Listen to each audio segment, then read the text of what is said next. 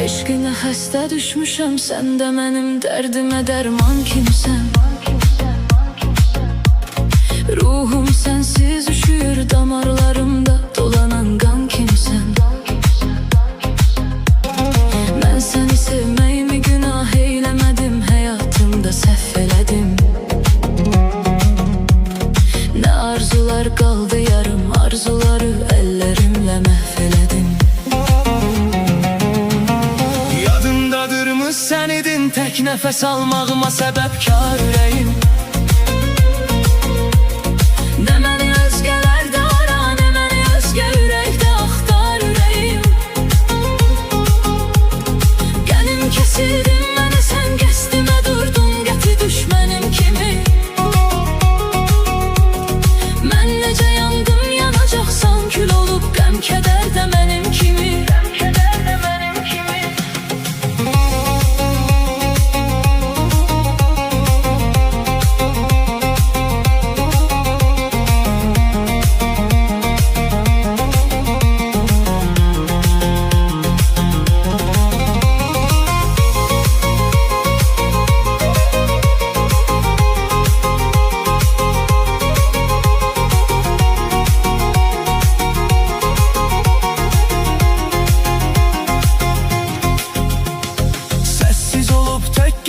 Sübhə qədər sızlamışam, ağlamışam.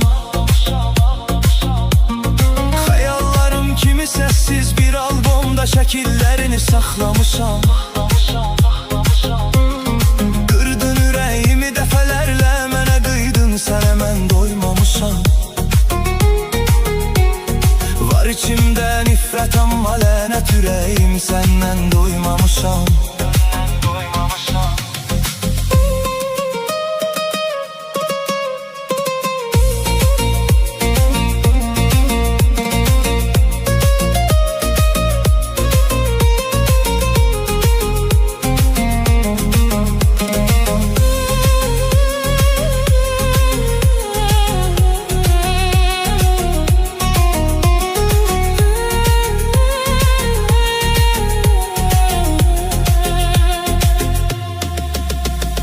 Həyatdır eybi yox, nə vaxtsa gələrik üz-üzə qismət, nə bilim.